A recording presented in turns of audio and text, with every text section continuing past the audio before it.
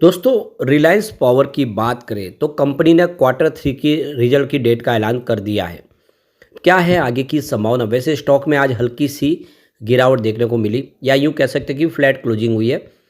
अब रिलायंस पावर जिसने अपनी कर्ज कंपनी को अनिल अंबानी ने पूरी तरह से कर्ज मुक्त कर दिया है और काफ़ी बड़े नए प्रोजेक्ट का ऐलान कर दिया। कंपनी एनर्जी स्टोरेज सेक्टर में भी एंट्री मार चुकी है। क्या आने वाले समय कुछ बेहतर होगा?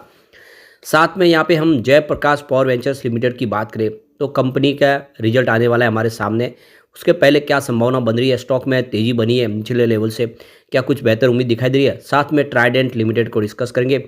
ट्राइडेंट ने रिजल्ट तो दिया, रिजल्ट कमज़ोर था, लेकिन कंपनी का विज़न बहुत बड़ा है। कंपनी इंडिया में अपने शोरूम की संख्या बढ़ाने जा रही है और इंडिया के बाजार में फोकस कर रहे हैं। काफ़ी प्रीमियम सेगमेंट में कंपनी देख सकते हो प्रोडक्ट बनाती है। क्या आने वाले समय कुछ बेहतर होगा? साथ में हम रेड टैप को डिस्कस करने जा रहे हैं जिसने 1 शेयर पे 3 शेयर बोनस देने का ऐलान कर दिया है। लेकिन फ्रेंड्स उससे पहले अगर आप पहली बार हमारे चैनल पे आए तो चैनल को सब्सक्राइब कर दीजिए, एक बेल आइकॉन दबा दीजिए ताकि जब भी नया वीडियो बने पहला नोटिफिकेशन आपको मिले। वीडियो पसंद आए तो लाइक से जरूर कीजिए। चलो फ्रेंड्स वीडियो स्टार्ट करते हैं। मैं हूँ आपका दोस्त SP दवे और हमारे अपने चैनल ऑनलाइन कमाई में आपका बहुत बहुत स्वागत है। तो सबसे पहले रिलायंस पावर के कारोबार की बात कर ले तो आज 38.62 पर क्लोजिंग थी, जहाँ पे 0.078% की गिरावट थी, या यूँ कह सकते हैं कि बिल्कुल फ्लैट क्लोजिंग हुई है। वैसे इंट्राडे में 39 तक भी गया था स्टॉक, लेकिन अंत में थोड़ा सा नीचे आ गया। अब इसकी परफॉर्मेंस अगर आप देखें तो स्टॉक फिलहाल 38 के आसपास है, जो 27 जनवरी को बहुत नीचे 36 तक चला गया था। वहाँ से रिकवर हुआ है। पिछले 2 दिन ट्रेडिंग सेशन में हमने पॉजिटिव क्लोजिंग देखी है। बड़ी तेज़ी तो बन नहीं पाई, लेकिन कम से कम क्लोजिंग ग्रीन में हो रही है। उम्मीद है कि यहाँ से कुछ बेहतर होता हुआ दिखाई देगा। स्टॉक अब निचले लेवल से करेक्ट हो गया है। अब यहाँ पे जो बड़ी अपडेट निकल के आ रही है, रिलायंस पावर ने एक्सचेंज को जानकारी दी है कि उनका क्वार्टर थ्री का रिजल्ट जो है वो 5 फरवरी को आने जा रहा है, बुधवार के दिन। तो बुधवार को कंपनी अपने क्वार्टर थ्री का रिजल्ट डिस्कस करेगी और साथ में कंपनी 9 महीने का रिजल्ट भी उसी के साथ डिक्लेयर कर देगी। अब इनसाइडर ट्रेडिंग के लिए ट्रेडिंग विंडो क्लोज है 1 जनवरी से ही। सेबी के रूल्स के तहत जब एक बार रिजल्ट बन जाता है तो उसके बाद में कंपनी के जो भी संबंधित सदस्य हो, चाहे वो प्रमोटर ग्रुप से हो या बोर्ड के मेंबर्स है या कंपनी के एम्प्लॉय है, सबके लिए ट्रेडिंग विंडो क्लोज होती है। अब ये ट्रेडिंग विंडो खुलेगी 48 घंटे के बाद, रिजल्ट डिक्लेयर होने के बाद, यानी फ्राइडे को ये ट्रेडिंग विंडो खुलेगी। आप समझ सकते हो कि 7 फरवरी को, उसके पहले कोई भी ट्रेडिंग नहीं कर पाएगा। उसके बाद नॉर्मल ट्रेडिंग सबके लिए शुरू हो जाएगी। रिजल्ट की क्या संभावना बन सकती है? पिछले 2 साल में रिजल्ट कैसे रहे? सबसे पहले रेवेन्यू की बात कर ले तो मार्च 2023 में 7,854 करोड़ के आसपास रेवेन्यू था, जो मार्च 2024 में बढ़ के 8,260 करोड़ तक पहुंचा। रेवेन्यू बढ़ा है अच्छा खासा एक साल में। खर्च 5,649 करोड़ के आसपास था, जो मार्च में बढ़ के 6,735 करोड़ तक पहुंचा। तो खर्च में ज़बरदस्त जंप देखने को मिला। खर्च काफ़ी ज़्यादा बढ़ गया और ये नुकसान के अंदर जाके दिखाई दिया, क्योंकि खर्च बढ़ा एक साथ में अचानक। ऑपरेटिंग प्रॉफिट देखें तो 1,865 करोड़ के आसपास था मार्च 2023 में, जो 24 में घट के 1,157 करोड़ के आसपास आया, यानी कंपनी का ऑपरेटिंग प्रॉफिट घटा। ऑपरेटिंग प्रॉफिट मार्जिन 25% के आसपास था 23 में, जो 24 में 15% रह गया।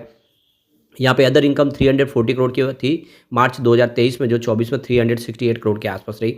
इसके अलावा नेट प्रॉफिट की बात करें तो 343 करोड़ का लॉस था मार्च 2023 में, जो 24 में बढ़ के 2,242 करोड़ तक पहुंच गया। ज़बरदस्त लॉस हुआ था, लेकिन इस बार जो क्वार्टर टू था उसमें कंपनी ने कुछ प्रॉफिट बताया था और उसके पीछे वजह अदर इनकम थी, लेकिन प्रॉफिट में आया था। इस बार आशा है कि कुछ बेहतर रिजल्ट आएगा। उसके बाद में एक अच्छी तेज़ी की संभावना यहाँ पे बनती हुई दिखाई दे सकती है। अब चलते हैं जेपी पावर की तरफ। 15.71 पर आज क्लोजिंग थी। 2.15% की शानदार तेज़ी देखने को मिली। इंट्राडे में 15.90 तक भी स्टॉक गया। अब इसकी परफॉर्मेंस देखें तो स्टॉक 14 पर आ गया था 28 जनवरी को, काफ़ी नीचे आ गया था। 24 रुपये का इसने हाई बनाया था पिछले दिन, वहाँ से काफ़ी करेक्ट हो गया, करीब 10 रुपये तक गिर गया था। फाइनली फिर से 2 दिन की तेज़ी की वजह से स्टॉक एक बार 16 के आसपास आता हुआ दिखाई दे रहा है। तो निचले लेवल से रिकवर हुआ। इससे पहले काफ़ी ज़्यादा गिरा था स्टॉक। 21 जनवरी से लेकर 27-28 जनवरी तक लगातार आप देखो कि 6 ट्रेडिंग सेशन में इसमें गिरावट हुई थी। अब कंपनी की बोर्ड मीटिंग होने जा रही है 1 फरवरी को, और कंपनी 1 फरवरी को अपना क्वार्टर थ्री का रिजल्ट डिक्लेयर करेगी। साथ में 9 महीने का रिजल्ट भी उसी के साथ दिया जाएगा। तो देख सकते हो कि कंपनी जो बिजली निर्माण करती है, इसकी स्थापना 21 दिसंबर 1994 को हुई थी। भारत के प्रमुख इंफ्रास्ट्रक्चर सपूत जेपी ग्रुप का ये एक हिस्सा है और कंपनी रिन्यूएबल एनर्जी प्रोजेक्ट भी करती है और परंपरागत ऊर्जा के प्रोजेक्ट भी करती है। काफ़ी बड़ा पोर्टफोलियो, खुद की कंपनी के कोल माइंस भी है।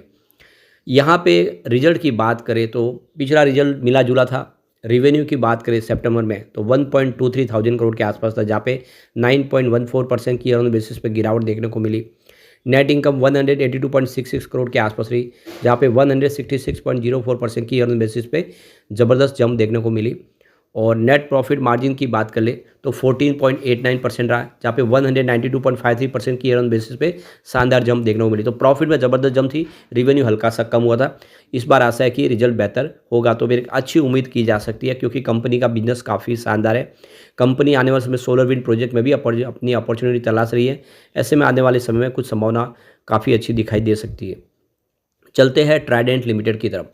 30.677 पर आज क्लोजिंग थी, 1.49% की तेज़ी देखने को मिली। वैसे स्टॉक देख सकते हो काफ़ी नीचे गया था। अभी देख लो कि स्टॉक एक तो आप देख ही सकते हो कि 13 जनवरी को 29 रुपये के आसपास था। उसके बाद में इसमें जब तेज़ी का दौर शुरू हुआ तो 32 रुपये तक आ गया। ये 32 रुपये तक आपको 20 जनवरी तक दिखाई देगा। और उस दिन 32.83 हाई बनी इंट्राडे में। लग रहा था कि यहाँ से बढ़ेगा, लेकिन उसके बाद जो गिरावट का दौर शुरू हुआ, करीब 6 ट्रेडिंग सेशंस में लगातार गिरावट हुई। नतीजा ये रहा कि जो स्टॉक 32 रुपये के आसपास था वो गिरते हुए 28 पर आ गया। परंतु पिछले 2 ट्रेडिंग सेशंस में फिर से तेज़ी बनी, जिससे स्टॉक एक बार देख सकते हो कि 30 को फिर से इसने क्रॉस कर लिया है। फिर से एक सपोर्ट के ऊपर आ गया है। इससे कह सकते हैं कि आने वाले समय में कुछ संभावना पॉजिटिव बनेगी। अब ये गिरावट इसलिए हुई क्योंकि इस बार जो रिजल्ट बताया वो काफ़ी कमज़ोर था। कंपनी का जो ऑपरेटिंग प्रॉफिट है उसमें 21.1% की ईयर ऑन बेसिस पे गिरावट देखने को मिली, जो 206 करोड़ के आसपास रहा, जो पिछले एक साल पहले 262 करोड़ के आसपास था। ऑपरेटिंग मार्जिन भी देखें तो उसमें 12.4% के आसपास रही, जो पिछले एक साल पहले 14.2% के आसपास थी।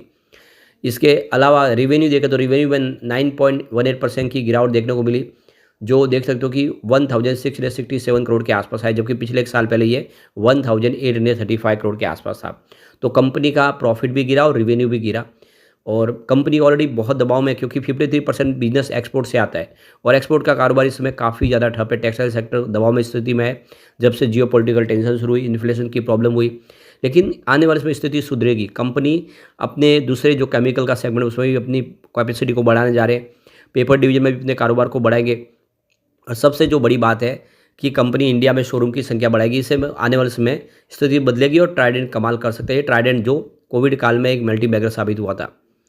अब चलते हैं हम रेड टैप की तरफ। 674 पर क्लोजिंग थी, 0.13% की गिरावट के साथ में। यहाँ पे कंपनी एक शेयर के ऊपर 3 शेयर फ्री देने जा रही है।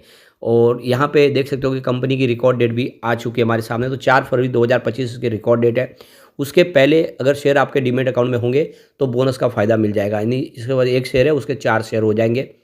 यहाँ पे कंपनी के कारोबार की बात, कंपनी लेडीज़, जेंट्स और किड्स के लिए कपड़े बनाती है और ब्रांडेड जूते बनाती है। तो काफ़ी पॉपुलर एक प्रोडक्ट है, काफ़ी अच्छा नाम है। कंपनी की ग्लोबली पहुंच है, 6 महाद्वीपों में 17 देशों में फैला हुआ है इसका कारोबार है। कंपनी फुटवेयर ब्रांडों में से एक है जो बाजार पर हावी है। भारत, यूनाइटेड किंगडम, संयुक्त राज्य अमेरिका, ऑस्ट्रेलिया, टर्की, संयुक्त अरब अमीरात, फ्रांस, जर्मनी, एशिया, दक्षिण अफ्रीका में कंपनी का कामकाज है। तो काफ़ी ज़बरदस्त फैला हुआ कारोबार है।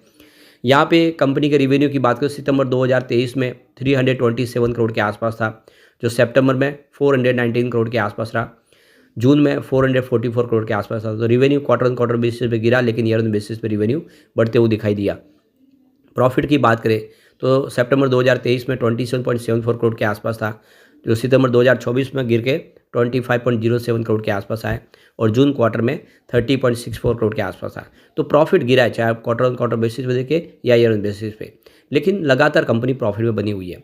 नेटवर्थ लगातार बढ़ रहा है। 2022 में 336 करोड़ के आसपास था, जो लगातार बढ़ते हुए 2024 में 648 करोड़ तक पहुंच गया। काफ़ी शानदार इसका प्रदर्शन है। आने वाले समय उम्मीद बेहतर की जा सकती है। लेकिन फ्रेंड्स, कोई भी इन्वेस्टमेंट करने से पहले अपने फाइनेंशियल एडवाइजर से एडवाइस ले ले या अपना खुद का रिसर्च करें, क्योंकि हमारे वीडियो आपके एजुकेशनल पर्पज़ के लिए ही बनाए। वीडियो पसंद आए तो लाइक से जरूर कीजिए और चैनल को सब्सक्राइब कर दीजिए। Thank you friends.